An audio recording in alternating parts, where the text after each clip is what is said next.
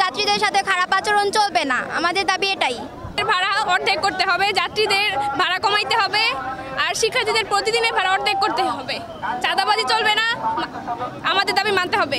যেখানে মানুষ 50 জন ওঠার কথা সেখানে 150 জন মানুষ ওঠে। আমরা সাফোকেশনে ভুগি, আমরা নিঃশ্বাস নিতে পারি না বাসের মধ্যে। আমাদের স্টপেজ অনুযায়ী মানুষের পরিমাণ বেশি। আপনারা এর বিকল্প কোনো বাস নামান, নয়তো বিআরটিসি বাসের যেই ফিটনেসযুক্ত যে বাসগুলো আছে, ফিটনেসবিহীন কোনো বাস আমাদের এই রাস্তায় নামানো যাবে না। কারণ এই ফিটনেসবিহীন বাস আমাদের জন্য বিপজ্জনক, যে কোনো মুহূর্তে যে কোনো দুর্ঘটনা ঘটতে পারে। যে কারণে আজকে বিভিন্ন সামাজিক সংগঠন সহ ছাত্রদল রাজপথে আসছি। আমাদের দাবি এবং আগামী দিনে যাতে এইগুলা সুষ্ঠুভাবে চলাফেরা করতে পারে ছাত্রছাত্রীরা এবং কাঞ্চনবাসীর যেই জনগণ তারা যাতে এই ভোগান্তি থেকে রক্ষা পায়, সেই জন্য আমরা এখানে আসছি। আমি একজন শিক্ষক হিসাবে আমার প্রিয় ছাত্রছাত্রীদের পক্ষ থেকে বলতে চাই, এই ভাড়া চলবে না, ভাড়া হবে এই ভাড়াকে 20 টাকা পর্যন্ত করতে হবে এবং আমার ছাত্রছাত্রীদেরকে অর্ধেক ভাড়ায় যাতায়াতের সুবিধা দিতে হবে ন্যূনতম পক্ষে।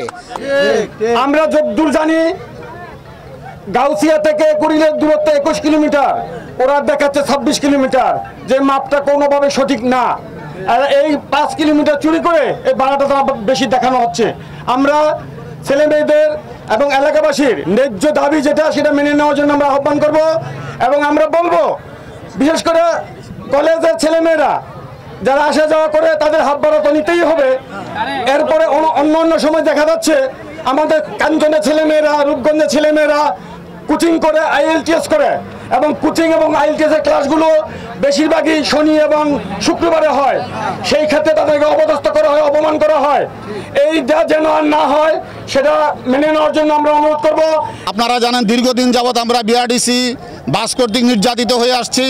আমাদের আন্দোলনের ফসল ছিল এই লাইনে বিআরটিসি বাস, এবং ওই সময় আমাদের ছেলেমেয়েরা রাস্তায় শুয়েও গিয়েছিল যাতে এই লাইনে বিআরটিসি বাস দেয়, কিন্তু তখন তারা অনেক টালবাহানা করেছিল, শেষ পর্যন্ত তারা বিআরটিসি বাস দিয়েছিল। কিন্তু বিআরটিসি বাসের এত ভাড়া, যেই ভাড়া আমরা এখনো পর্যন্ত দিতে গেলে আমাদের জন্য হিমশিম খাওয়া হচ্ছে। তাই আমরা দাবি জানাচ্ছি অত্যন্ত সুলভ ভাড়া যেন প্রত্যেকের কাছ থেকে নেওয়া হয়। বিশেষ করে আমাদের ছাত্রছাত্রী যারা আছে তাদেরকে যেন ভাড়া মৌকুফ করে দেওয়া হয়।